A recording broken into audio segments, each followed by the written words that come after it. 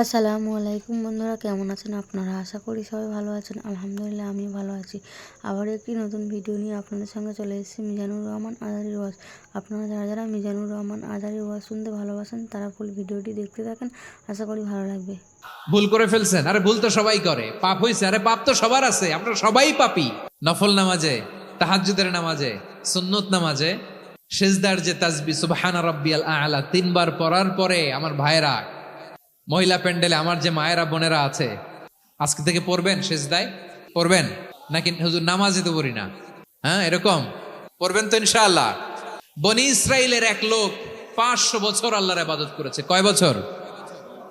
কোথায় জানেন? সাগরের মাঝখানে এক পাহাড়, ওই পাহাড়ের উপরে বসে 500 বছর টানা আল্লাহর ইবাদত। দিনে আর রাতে একবার করে নিচে নামতেন। সেখানে আল্লাহ তাআলা পাথরের ভেতর থেকে তার জন্য মিঠা পানির ব্যবস্থা করে দিয়েছেন, আর একটা ডালিম গাছের ব্যবস্থা করে দিয়েছেন। সকালে নামলে একটা টসটসে ডালিম, রাতে নামলে টসটসে ডালিম। এগুলো খেয়ে খেয়ে 500 বছর সে আল্লাহর ইবাদত করেছে। আর সে আল্লাহর কাছে বলেছে, আল্লাহ আমি যখন মারা যাব সেজদারত অবস্থায় যেন মারা যাই। ঠিকই আল্লাহ সেজদারত অবস্থায় সাইয়েদনা আজরাইলকে পাঠিয়ে দিলেন। সেজদারত অবস্থায় লোকটা মারা গেল। 500 বছর ইবাদতের পরে আল্লাহর দরবারে কিয়ামতের কঠিন ময়দানে যখন লোকটা হাজির হয়ে যাবে, আল্লাহ বলবেন আদখিলু আবদি আল জান্নাতা বিরহমাতি, আমার বান্দাকে আমার দয়া আমার ভালোবাসা দিয়ে জান্নাতে ঢুকায়া দাও। 500 বছর ইবাদত করছে তো আমার দয়ায় আমার বান্দারে জান্নাত দাও। এই বান্দা বলে বালবি আমালি, আল্লাহ তোমার দয়া লাগবে কেন? আমি আমার আমল দিয়ে জান্নাতে যেতে চাই। কি দিয়ে? কথা বুঝে নাই বোধহয়। আল্লাহর এই বান্দা কি দিয়ে জান্নাতে ঢুকতে চায়? আমল দিয়ে। আল্লাহ বলছে আমার দয়ায় আমার বান্দারে জান্নাতে নিয়ে যাও ফেরেশতারা। এ বলে আল্লাহ তোমার দয়া লাগবে কেন? সেজদা তো কম দেই নাই, জিকির করতে করতে 500 বছর শেষ করে দিলাম, আবার তোমার দয়া লাগবে? আমি তো আবার আমলেই জান্নাতে যেতে পারি। আল্লাহ বলবেন তাই, ঠিক আছে, আমি চাইলাম দয়া দিয়ে জান্নাত দিব, তুমি চাইলে আমল দিয়ে ঢুকবা, ঠিক আছে, তোমার আমল আর আমার যে দয়া দুইটার একটু মাপ দেই। তোমার 500 বছরের ইবাদত এক পাল্লায় রাখো। আর আল্লাহ বললেন আমি যে দয়া করে এই দুনিয়ার নাজ নেয়ামত বিউটি সৌন্দর্য দেখার জন্য তোমার দুটা চোখ দিয়েছিলাম, দুটা নয় একটা চোখ আরেক পাল্লায় রাখো। রাখা হবে, দেখা যাবে ওই 500 বছরের ইবাদত হালকা হয়েছে আর মুহূর্তের মধ্যে আল্লাহর দেয়া একটা চোখের নেয়ামত ভারী হয়ে গিয়েছে। আল্লাহ বলবেন তোমার কথা মতো মাপ দেয়া হলো, এবার ফলাফল দেখো, হিসাব বলে তুমি এখন জাহান্নামে যাবা, go to the hell fire, যাও এবার জাহান্নামে যাও। মাপ চোখে যখন আসছো আমার সাথে হিসাব ক্যালকুলেশন, যাও তুমি এবার জাহান্নামে যাবা। এবার লোকটা কাচুমাচু করে বলে আল্লাহ আমি বুঝি নাই, আল্লাহ আমি বুঝতে পারি নাই, খেয়াল করি নাই, তুমি আমারে ক্ষমা করো, তুমি আমারে মাফ করো। ও আল্লাহ এবার আমি টের পেয়েছি, এবার আমি বুঝতে পেরেছি তোমার দয়া ছাড়া দুনিয়ায় কেউ জান্নাতে যেতে পারবে না, কেউ পারবে না। আল্লাহ বললেন ওরে গোলাম তুই তো কিছুই ছিলি না, অস্তিত্বহীনতা থেকে তোরে অস্তিত্বে আনলো কে? ওই ছোট্ট শুক্রাণু থেকে মায়ের পেটে 9 মাস ধরে খাবার দিয়েছে কে? আবার সুস্থতার সাথে দুনিয়ার বুকে তোরে ডেলিভারির ব্যবস্থা করে দিল কে? আবার তোর মায়ের বুকের ভেতরে 2টা খাবারের লাইনের ব্যবস্থা করে দিল কে? আবার তোকে শৈশব পেরিয়ে কৈশোর পেরিয়ে তারুণ্য, তারপরে যৌবন, এগুলো দান করলো কে? তার চেয়েও বড় কথা, পাহাড়ের মাঝখানে সাগরের মাঝখানে 500 বছর ইবাদত করার শক্তি তোর গায়ে দিয়েছে কে? এই সাগরের মধ্যে লোনা পানি লবণের পানি মুখে দেয়া যায় না, সেখান থেকে আমি পাহাড়ের ভেতর থেকে মিঠা পানির ব্যবস্থা করে দিলাম। ওই জায়গায় তোরে রিজিকের বন্দোবস্ত করলো কে? সকাল বিকাল 2 বেলা টসটসে ডালিম খাওয়ার ব্যবস্থা করে দিল কে? তোর আবদার ছিল আল্লাহ আপনি আমার সেজদারত অবস্থায় রুহু কবজ করবেন, তোর শেষ আবদারটাও পূরণ করেছে কে? ও গোলাম আমার রহমতের তুলনায়, আমার নেয়ামতের তুলনায় তোর 500 বছরের ইবাদতের কোনো ওজনই হবে না। গোটা বিশ্বের কেউ কোনোদিন আমার জান্নাতে ঢুকতে পারবে না আমি আল্লাহর দয়া ছাড়া। হুয়ার রহমানুর রহিম, তিনি দয়াময়, তিনি মেহেরবান। জিব্রাইল আলাইহিস সালাম বিশ্বনবীর এই লম্বা হাদিসটা যখন শোনালেন, আমি যা যা বলছি এটা বিশাল এক হাদিসের অনুবাদ, বললেন ইয়া মুহাম্মদ এই দুনিয়ার সবটাই চলে আল্লাহর রহমত দিয়ে। হাদিসের শেষ কথা, সব চলে আল্লাহর কি দিয়ে? তখন বিশ্বনবী সাহাবাদের বললেন ও সাহাবারা শোনো, আল্লাহর জান্নাতে কেউ কোনোদিন প্রবেশ করতে পারবে না তার রহমত ছাড়া। সাহাবারা বললেন, ইয়া রাসূলুল্লাহ, আপনিও কি আল্লাহর রহমত ছাড়া প্রবেশ করতে পারবেন না? বিশ্বনবী বললেন, না, আমিও না। আমি বিশ্বনবীও আল্লাহর জান্নাতে আল্লাহর রহমত ছাড়া ঢুকতে পারবে না। তবে কিয়ামতের দিন আল্লাহর রহমত আমার চারদিকে বেষ্টনী দিয়ে থাকবে। আল্লাহ নিজের পরিচয় দিয়ে বললেন, আলিমুল গায়বি ওয়াশ শাহাদাতি হুয়ার রহমানুর রহিম। আমি হলাম রহমান, আমি রাহিম। আল্লাহরে চিনছেন?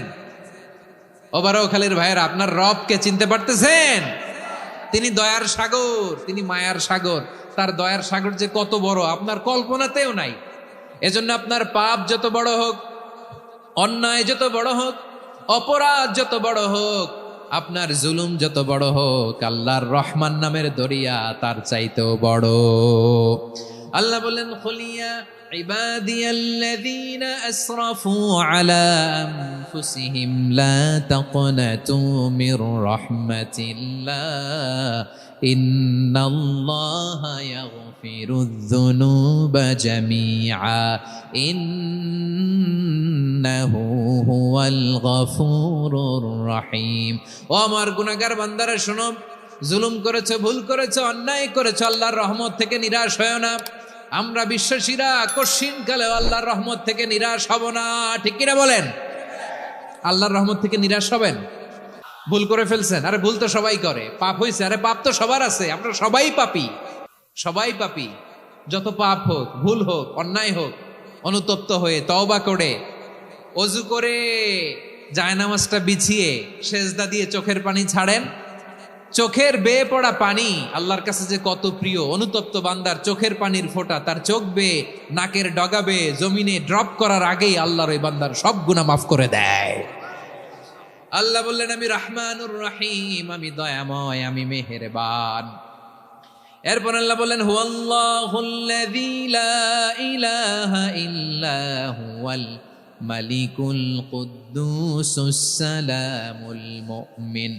হুয়াল্লাহুল্লাযী, তিনি এমন আল্লাহ, লা ইলাহা ইল্লাহু, তিনি ছাড়া কোনো ইলাহ নাই।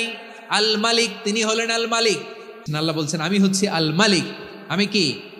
মানে সম্রাট। আল মালিক মানে হচ্ছে the king, the king of kings. সব রাজার বড় রাজা, মহারাজা। তার চেয়ে বড় রাজা আর কেউ নাই, তার চেয়ে বড় সম্রাট আর কেউ নাই, তার চেয়ে বড় ক্ষমতাধর সত্তা মহাবিশ্বে দ্বিতীয় কেউ নাই। চিৎকার করে বলেন ঠিক কিনা?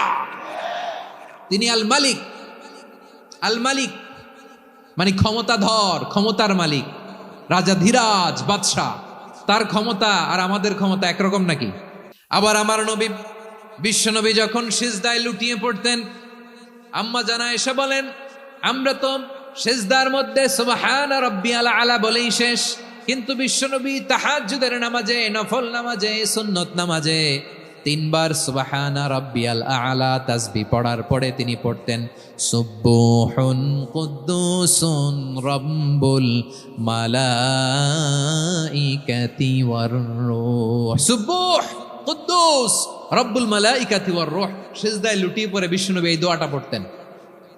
নফল নামাজে, সুন্নাত নামাজে কিংবা তাহাজ্জুদের নামাজে সুবহানা রাব্বিয়াল আলার পরে কি পড়তেন? সুবহুন।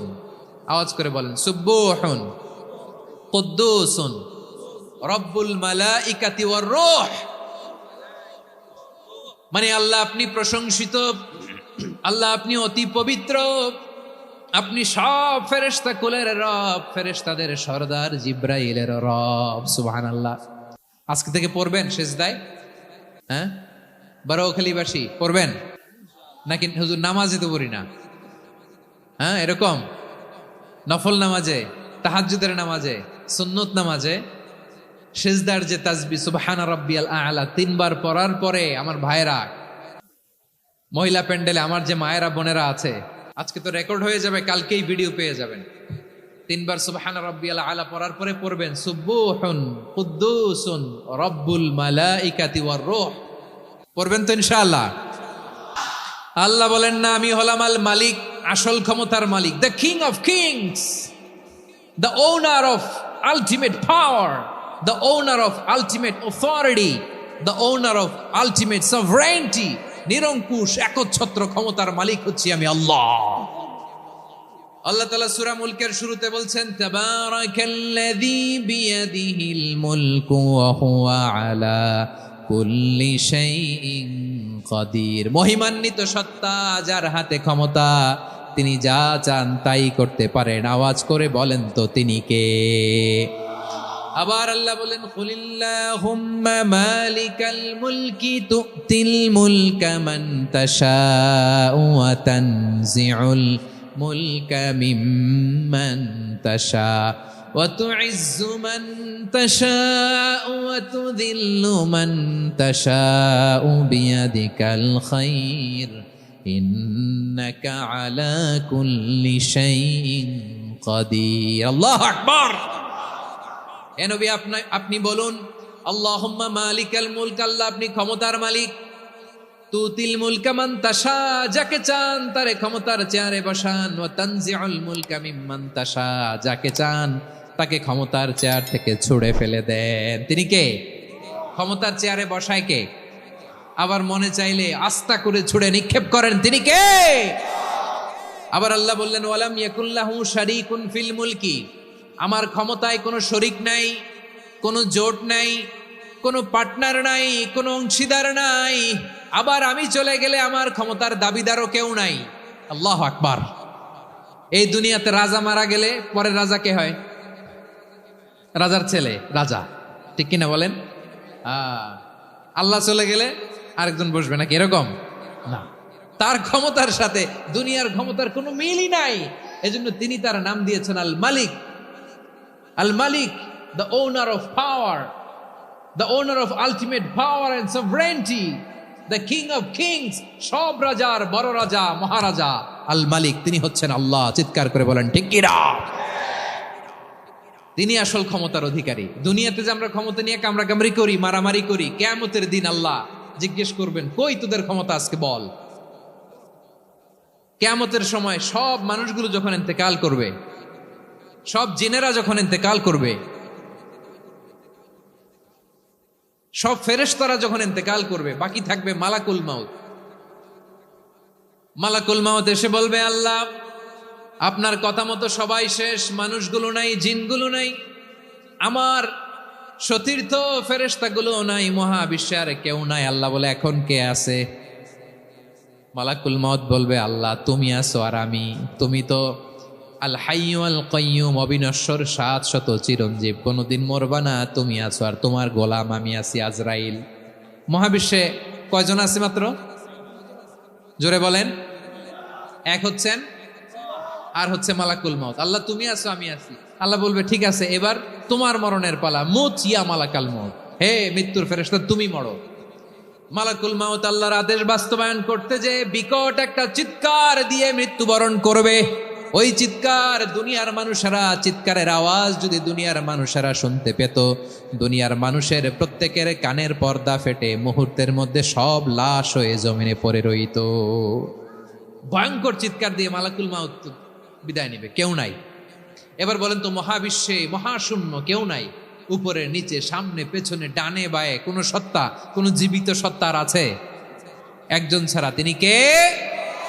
কুল্লু মান আলাইহা ফানি ওয়া ইয়াবকা ওয়াজহু রাব্বিকা যুল জালালি ওয়াল ইকরাম। পড়েন, ফাবিআইয়ি আলাই রাব্বিকুমা তুকাযযিবান। কেউ থাকবে না একজন ছাড়া। একজন ছাড়া। এই ড্রোন দেখে হাত নাড়ালে হবে? আমার দিকে তাকাইতে হবে, কথা শুনতে হবে। মহাবিশ্বে কেউ নাই, একজন সত্তা ছাড়া। আওয়াজ করে বলেন তিনি কে? এবার আল্লাহ ডেকে বলবেন, লিমানিল মুলকুল ইয়াউম, লিমানিল মুলকুল ইয়াউম। ক্ষমতা কার? Who belongs the kingdom today, who belongs the power authority today, who belongs the sovereignty today. আজকে ক্ষমতা কার? দুনিয়াতে ক্ষমতা নিয়ে এত কামড়াকামড়ি, দুনিয়াতে চেয়ার নিয়ে এত মারামারি, এত অত্যাচার, এত রক্তপাত, এত ব্লাডশেড। আজকে বলো তো ক্ষমতা কার? কার ক্ষমতা? মহাশূন্যে কোনো আওয়াজ নাই, শুধু আমার রবই বলবেন, লিমানিল মুলকুল ইয়াউম। আজকে ক্ষমতা কার? কোনো আওয়াজ নাই, উত্তর দেওয়ার মতো জীবিত কোনো সত্তা নাই, ফলে কেউ উত্তর দিতে পারবে না। আল্লাহ নিজেই প্রশ্নের উত্তর দিয়ে বলবেন লিল্লাহিল ওয়াহিদিল কাহ্হার, একচ্ছত্র অধিপতি, ক্ষমতার মালিক আল্লাহ ছাড়া কারোর জন্য কোনো ক্ষমতা নাই। চিল্লায় বলেন ঠিক কি না? তাহলে আর রহমান আর রাহিমের পরে আমরা জানলাম আমার আল্লাহর আরেকটা সুন্দর গুণবাচক নাম হচ্ছে আল মালিক। কি নাম? আল মালিক, মানে দ্য কিং, রাজাধিরাজ, সব রাজার বড় রাজা, মহারাজা। এরপরে আল্লাহ বললেন আল কুদ্দুস, তিনি হলেন আল কুদ্দুস। আল কুদ্দুস মানে হচ্ছে অতি পবিত্র, মহাপবিত্র, the most holy, the absolutely pure, যার কোনো খুঁত নাই। আল্লাহর কোনো খুঁত আছে? তিনি মহাপবিত্র। আল্লাহর পবিত্রতা যখন আমরা বর্ণনা করি আল্লাহ খুশি হয়ে যান, কারণ তার সত্তার একটা বৈশিষ্ট্য হচ্ছে তিনি আল কুদ্দুস। বারোয়াখালীবাসী আল্লাহর নামটা একটু জপেন না, বলেন আল কুদ্দুস, সবাই আওয়াজ করে আল কুদ্দুস। অতি পবিত্র, তার মধ্যে কোনো অপবিত্রতার ছিটে ফোঁটা নাই, মহাপবিত্র, the most pure, the most holy, অতি পবিত্র। ফেরেশতারা বলেছিল আল্লাহ আপনি মানুষ কেন বানাবেন? নাহনু নুসাব্বিহু বিহামদিকা ওয়া নুকদ্দিসু লাক, এই যে নুকদ্দিসু কুদ্দুস পাইছেন?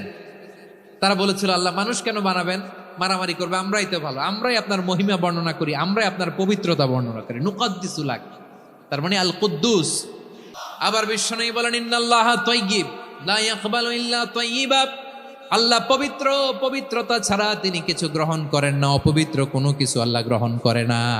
অনেকে আছে ঘুষ খায়, সুদ খায়, অন্যায় অপরাধ চাঁদাবাজি যা আছে সব করে, হারাম টাকা, হারাম উপার্জন, এই হারাম উপার্জন দিয়ে আবার মসজিদ বানায়, আছে না নাই?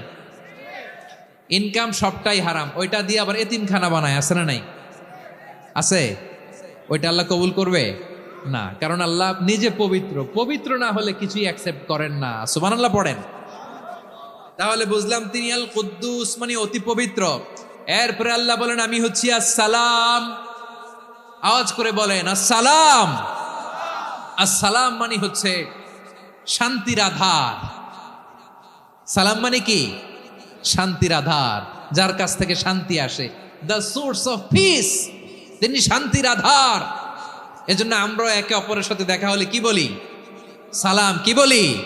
সালাম সালাম হাজার সালাম, সকল শহীদ স্মরণে আমার হৃদয় রেখে যেতে চাই তাদের স্মৃতির চরণে। সবাই বলেন সালাম সালাম হাজার সালাম, সকল শহীদ স্মরণে আমার হৃদয় রেখে যেতে চাই তাদের স্মৃতির চরণে। পড়েন আমিন। আমরা সকল ভাষা শহীদ, সকল মুক্তিযোদ্ধা, তাদের জন্য দোয়া করি, এবং 24-এর ছাত্র নাগরিক অভ্যুত্থানে যারা শাহাদাতের সর্বোচ্চ নাজরানা পেশ করে এই নতুন ভোরের বাংলাদেশ আমাদেরকে উপহার দিয়েছে, তাদের জন্য আল্লাহর কাছে দোয়া করি। সবাই বলেন আমিন। আল্লাহর একটা নাম হচ্ছে আসসালাম, মানে হচ্ছে শান্তির আধার, দ্য সোর্স অফ পিস। শান্তি দেওয়ার মালিককে। এজন্য শান্তি চাইবো কার কাছে?